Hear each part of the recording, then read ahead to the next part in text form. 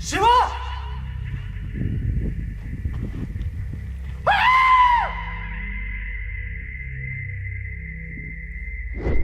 Temples. What's there inside? Just a stone, is it? Let's forget that it's God for some time. Let's talk science, okay? Let's look at the stone as a stone.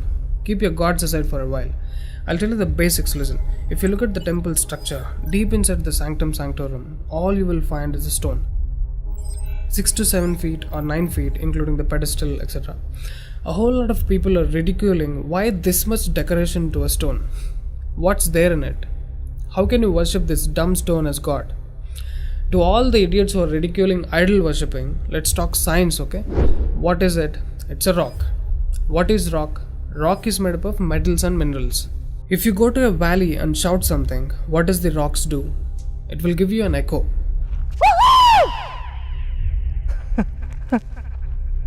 It's an open place. The sound travels, hits the rock and throws it back. This phenomena is called echo and it's scientifically proven, everybody knows it. Depending on how loud you send these sound waves, accordingly rocks will throw back an echo. Every rock, that's why you will hear 2-3 sounds at different intervals. Visually you cannot see what's happening, but you can hear it. This is in open space. Imagine if you're doing it in a closed place. What would be the amount of echo? Obviously much more than the open space. Let's get inside the temple. You will find a linga or a statue made of a rock.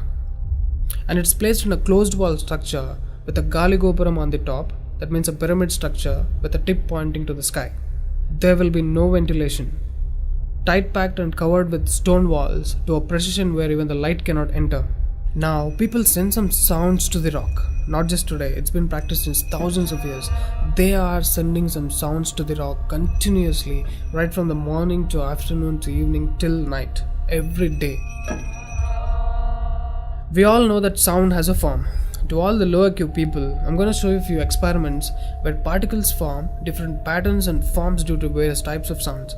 I saw a beautiful music video in this channel in which they show how water, fire, particles respond to the sound. It's an incredible experiment, you must watch it. It is a film to describe to you the effect of cymatic frequencies.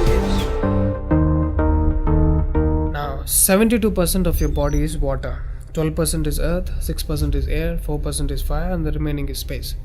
Don't you think this sound has an impact on your system? Look at how drastically the water is responding to the sound. Similarly, fire. In fact, everything in the cosmos responds to the sounds. That's why yogis of the past have always said sound is the basis of existence. Every form is a certain reverberation of sound. If you master the sound, you can play with the 5 elements. That's how the sages of the past used to walk on water, disappear into the air, walk through the walls, etc. In Harry Potter movie, what you have seen is just a fiction story. But here, we have got yogis who did all that for real. Even though there are many mystics who can do these things, not just them, you and I can do it if we attain certain mastery over the sound. You need a perception beyond the senses to do that. For that, you need to do a different level of sadhana. You can't do that in a laboratory through some dumb experiment. All those who tried either ended up neurotic or died an utter failure. Wasted a lot of money in the research. So except Dhyanam, technically there is no other way. Sorry to disappoint the people who are lazy to yoga. Okay, sound. I recommend you to watch more such experiments in YouTube to understand better what I'm trying to say here. Inside the temple, they chant some mantras. What happens is, the sound will touch the stone and bounce back in different directions. Because it's a closed room, the sound has to pass out through the main door. And whoever is standing in front will be completely soaked in that energy. Now, what do they chant? Vishnu Sahasranamam in the morning and Lalita Sahasranamam in the night. There is Shivopasana Mantram, Lingastakam, Am Namah Shivaya, Nirvana Shatakam, etc., which will have different impacts on the human system.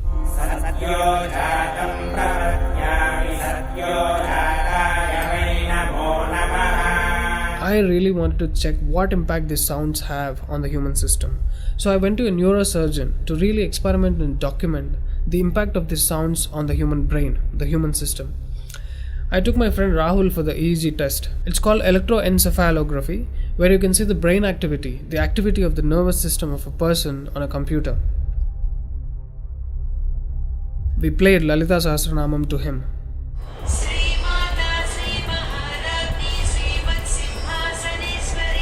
Rahul, relax your face.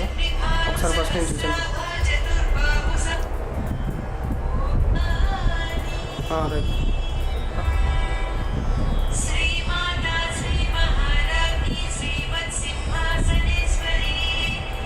The kind of parasympathetic differences that he's getting is anonymous.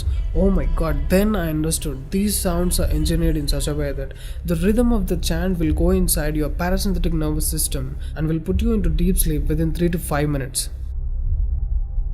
First thing is, the chant is some thousands of years old. How could these ancient sages know that these sounds impact the parasympathetic nervous system? This they do it in the night. And in the morning they chant Vishnu Sahasranamam, the 1000 names of Bhagavan Vishnu. And again, these sounds are engineered in such a way that it will wake you up to a peaceful and refreshing state of mind. I'm sure most of you are suffering with painful wake-ups, with such an irritated mind that you can't sleep and you don't enjoy waking up. If you listen to Vishnu Sahasranamam in the morning, it will clear all these clutches in the brain and you will be super fresh when you wake up. Even today you can go and check in Tirupati temple. They will chant Vishnu Sahasranamam in the morning and Lalita Sahasranamam in the night. This is a clear science evolved and being practiced in temples. Even now in most of the temples they're still doing it without knowing why they're doing. I went and asked one of the priests in my hometown. He said, no, they're doing it since so many years. Or they will say something like, it's good for your health, you will get money, pregnancy, etc. This is one more reason why temples are ending up in ruins here. There is no one to talk about the science behind it. Why sounds and why the rock? So they call this rock as God, and when you chant for God, their idea is to benefit the human beings living in the city. It's a free service. Will your doctors treat you for free? But these temples are doing it for free since ages. But now these temples are under attack. It's time to free them from government's control. Temples' properties are being looted. They think too much of gold is available there. You know what? The temple design is such. There will be a Dvajastambam, which is made of some metal, usually gold or copper. Brass is a good conductor of sound, gold is an excellent conductor of electricity, and it has higher receptivity of the energy. To all the idiots who are worried about so much gold being used in the temple construction, just smack them with this video. This is a clear science and most sophisticated engineering that even the modern science has no clue of. There is much more to the design of the temple. The design is such, the energy waves reverberated by the gopuram will pass straight and touch the antenna kind of arrangement here and stored in the energy format. People are supposed to touch it. A lot of people touch their heads without knowing why they are doing it. And then you're supposed to walk into the space which is filled with this energy transmitted by the rock inside. Doesn't matter whether you're a Muslim, Hindu or a Christian, you can't escape the energy. You'll be basked in the glory of that energy. You can actively feel the difference after you pass through the path. And this design is not there in a mosque or a church. Not just church and mosque, any sort of engineering on the planet cannot beat the engineering of a temple. It's incomparable. How many of you are aware of these sciences? Now what do you call the idiots who ridicule idol worshipping? Do you think they have got brains? Those who are urinating on the idols and those who are inspiring people to demolish temples, do you think they qualify to be human beings? The animal nature is still alive in them, or they must be living evils. Let me not end it here. I wanted to give it furthermore. Modern science is still in infancy when compared to the science and technology used in temple construction. I'm sure you watched Praveen Mohan's channel. He has done a mind-blowing work on temples. Watch these videos, you will get to know things which modern science has no clue of. These were constructed thousands of years ago. What was taught in your schools and universities in the name of science is a ridiculous crap. Today is a generation of idiots who do all kinds of drink and drug to put this body into sleep. What a circus they do. Any drunkard on the planet is a certified fool because you're ruining the system in order to rest it. When there is such a beautiful way to rest your system, you find drink and drug as an alternative is the dumbest thing to do.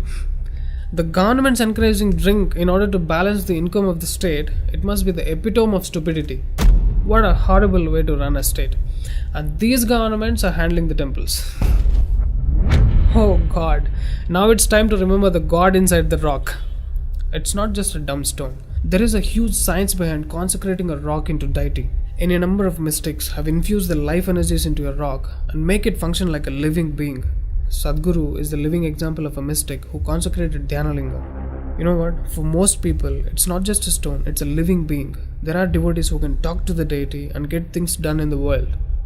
Low IQ idiots who got educated from the convent schools or those who muddle their minds with all kinds of sacred books cannot understand these devotional aspects of life. There are temples to solve every damn problem. Those problems which your doctors cannot solve.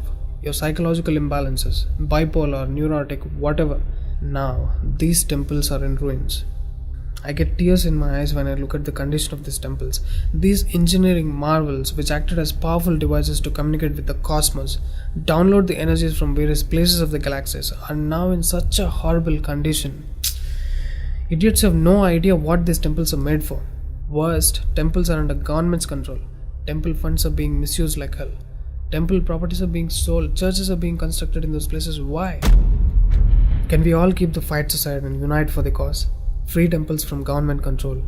Don't think your gods will come and save the temples. You should wake up and do something now. Wherever you are, whoever you are, whether you're a Muslim, Christian or a Hindu, please become a part of the movement. Free temples from Sarkar.